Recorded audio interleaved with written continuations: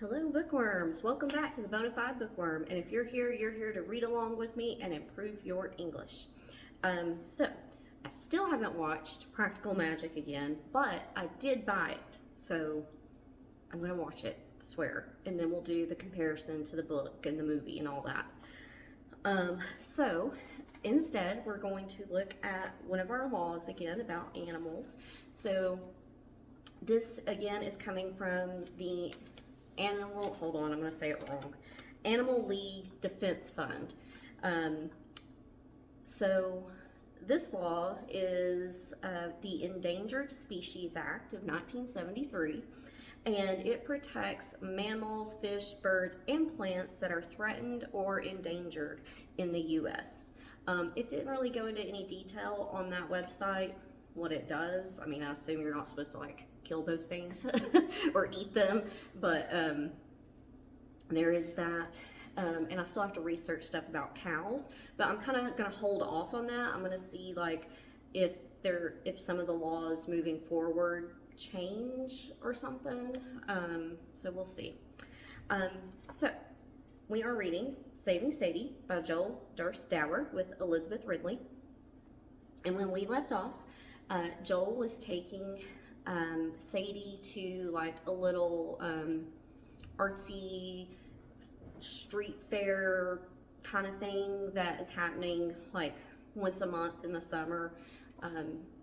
So that's where we're at. She just got there with Sadie. They're getting ready. They've been kind of looking around at some stuff. So that's where we're going to pick up at. Let's see. Rather than being intimidated or overwhelmed, Sadie seemed utterly mesmerized by the sights, the sounds, the smells, sitting up straight and tall in her wagon, ears tipped forward, tongue wagging, and eyes alert to everything.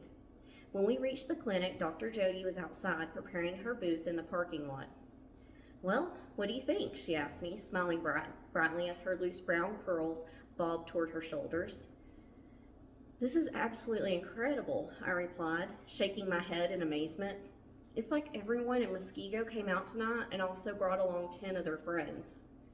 I settled Sadie in her wagon in our designated spot next to the stand where Dr. Jody had vendors selling hot dogs and caramel corn.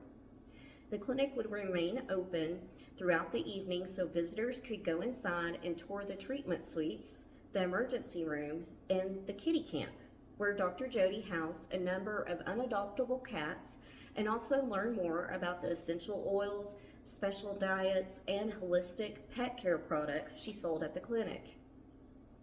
We had arranged a safe space with blankets and low lighting for Sadie in one of the exam rooms in back, so I'd have a quiet, private place to take her if she became overwhelmed by all the activity. But so far, Sadie was loving every moment of the festival. I viewed our presence at Jammin' on Janesville as primarily informational. I didn't feel comfortable asking people for money directly. That seemed degrading to Sadie and felt too much like begging or panhandling to me. Instead, I had made up and printed Saving Sadie business cards, postcards, and informational flyers to hand out to people who approached us. Every item included our website URL, www.savingsadie.com.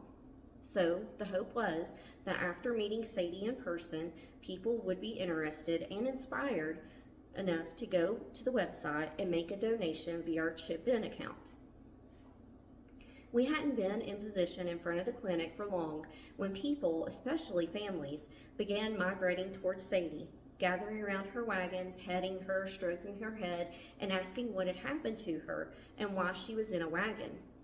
I cleared my throat and explained. Sadie lived in Kentucky, where some very bad people shot her in the head and back after she had puppies.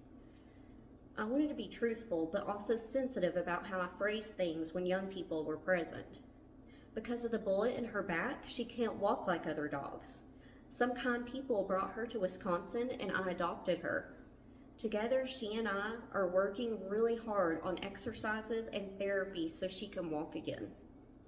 Hearing that, some of the teenagers started crying, and I noticed several of the adults were misty-eyed as well as they caressed Sadie or patted her head. Sadie, for her part, was an absolute trooper, showing no fear or shyness or uncertainty, just patience and love as she gracefully and gratefully accepted all the affection. Please don't feel sad for Sadie, I implored the crowd. She is a very happy dog and not in any pain.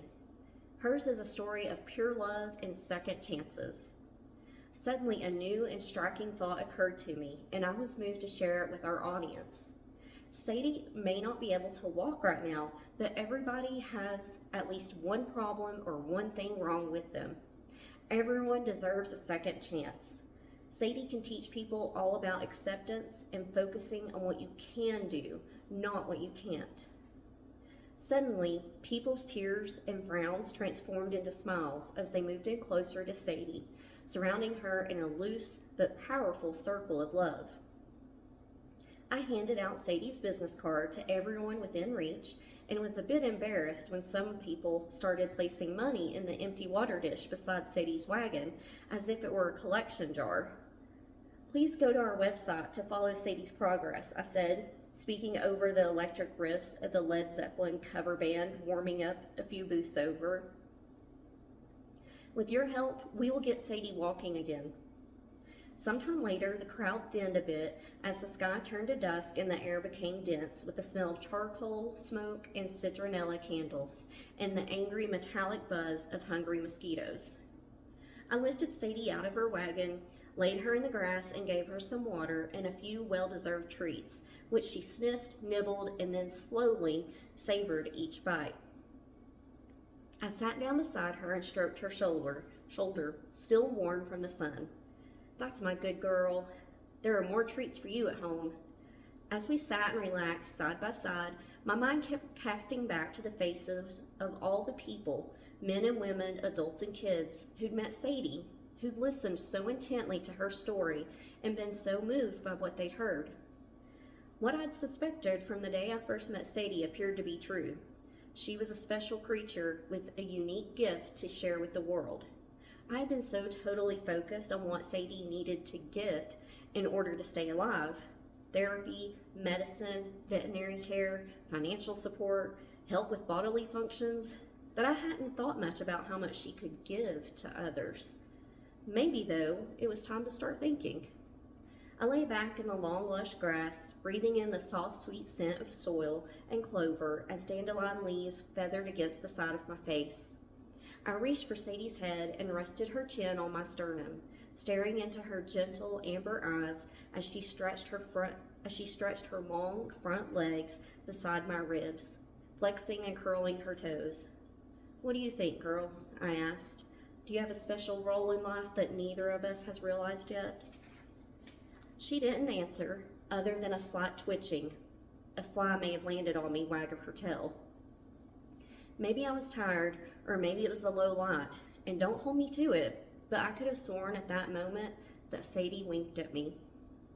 Chapter 5, Sadie Faces Surgery. And we've got a little picture here of little Sadie. There she is. Okay, this is post-surgery. That's what that picture was. A few days before Sadie's surgery to remove the bullet from her forehead and the cyst from her tail, I was on my way out of Dr. Jody's clinic after having picked up a refill of Sadie's supplements. Sadie was still at swimming with my dog sitter Jeff, so for once I was on my own. A woman entering the clinic as I was exiting held the door open, ushering me past. "Thanks so much," I said and smiled. As we made eye contact, I was suddenly struck by how familiar the woman looked. 60-ish, blonde, of average height and build, and dressed in jeans and flowered blouse, she too stopped and stared as if she recognized me. "Joel?" she asked. "Yes," I paused. "Karen?" Of course, now I knew why she looked so familiar. It was Marnette's stepdaughter-in-law, Karen, who was married to Marnette's stepson, Rich. Marnette's husband had been much older than she, so the children from his first marriage were close to Marnette's age. I probably hadn't seen Karen in 10 years, but I knew that Marnette had kept in touch with her even after Marnette's husband had died. What a surprise, Karen said, smiling widely. You look terrific. And how is Sadie? How is she doing? I wasn't surprised that Karen knew about Sadie. Marnette had probably told Karen about her, or Karen had received one of the many emails or website links that Marnette was regularly sending out, telling all about Sadie and her struggle to walk again. Karen, who lived in Milwaukee, was an esoteric healer by profession. Esoteric healing is a type of holistic alternative therapy that aims to help people heal from physical and emotional disease and disability by focusing on their internal energy fields. Knowing this, I began to feel uncomfortable as Karen pressed me for information. Sadie's doing great, I replied breezily. She's making progress every single day. Karen nodded, but then suddenly her smile vanished. Her face became solemn, her eyes dark and serious. You know, Joel, animals are not like people, she said softly, glancing down and shaking her head. When a dog dies, for example, it's not like a person dying.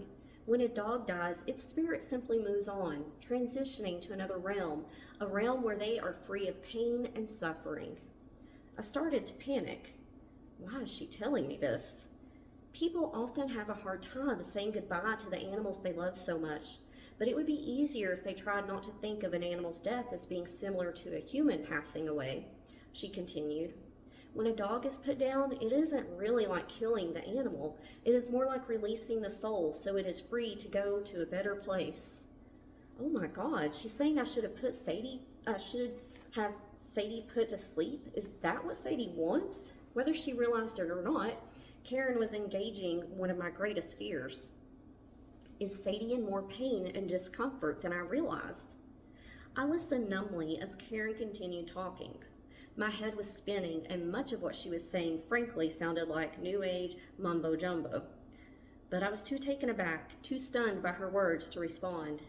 I just wanted to rush home to Sadie, scoop her up in my arms, and make sure she was okay. But instead, I just stood and listened, nodding occasionally. In my mind, there was no doubt Karen believed that she was in touch with Sadie and that Sadie was telling her that she wanted to be released from this life so she could run free and unencumbered on that mystical other side. Karen probably spoke to me for 20 minutes or so, but I remember little else of what she said other than her closing, which was, "Remember, Joel, dogs don't die like people do. When they leave us, it is very peaceful, and they go to a place where their souls are free and live in bliss forever." I was still numb as we said our goodbyes, and I climbed into my SUV. I drove home on autopilot. It was fortunate that it was such a short drive, since I could barely breathe through the thick lump in my throat or see the road through my hot, furious tears. What if Karen was right? Personally, I didn't put much store in wacky New Age philosophies, but I also couldn't be sure that Karen didn't have a way to access parts of Sadie that I couldn't. When I arrived home, Jeff was there with Sadie, having just returned from swimming. I gave Sadie the biggest hug ever. Then I took off her diaper and encouraged her to play in the grass. But she just sat there, withdrawn and vacant. "Come on, Sadie, let's play," I cajoled, tossing her one of her toys, a red rubber squeeze ball. She turned her head to watch the ball sail through the air, but she remained firmly planted in the grass. "Come on, Sadie, go for the ball." I went over and grabbed the ball, ducked and faked, moving my hand with the ball up and down, side to side. Still, Sadie sat, tongue wagging, eyes staring aimlessly. "Come on, girl, please, for me." Like a flash, I experienced a sudden moment of insight in which I saw Sadie differently, at a distance and more objectively, from the perspective of someone not so emotionally involved. I had had Sadie for more than a month now. How much progress had she actually made? Hours of therapy and exercise, a special diet and supplements, and for what? "Okay, Sadie, maybe you're just not in the mood right now," I decided. "We'll try again later." After saying goodbye to Jeff, I helped Sadie urinate, then cleaned her up, brought her inside, and gave her a clean diaper. Sparky greeted us with slobbery kisses and requests for treats, while Miss Kitty and Kit Kat administered urgent head bumps and arched themselves against my legs, demanding attention. Meanwhile, Sadie just sat, watching, head down, chin resting on her front paws. Hard as I tried, I just couldn't get the conversation with Karen out of my head. Do I imagine Sadie is getting better because I want her to be better? I wondered and worried. Am I too blinded by love to see the truth? That was the worst I had felt since Sadie had entered my life. I was a mess and my hands were shaking as I phoned Marnette and told her of my encounter with Karen. I think she was saying that Sadie doesn't want to live, I explained, my voice breaking. I think she was trying to tell me it was okay to let her go, like she was giving me permission or something. Marnette was furious when she heard this. Anyone who's met Marnette knows she's a classy, elegant lady who has developed true Southern charm and grace after living in the South so long. But she is also a cougar when it comes to protecting those she loves. Unsurprisingly, she leaped to my defense. Don't listen to her, Joel, Marnette pleaded. Karen doesn't know Sadie. She doesn't know you. Karen has never even seen Sadie in person, for goodness sake. You are the one that Sadie speaks to. You are the one she communicates with, not Karen. Karen doesn't have any special insight into how Sadie is thinking or feeling.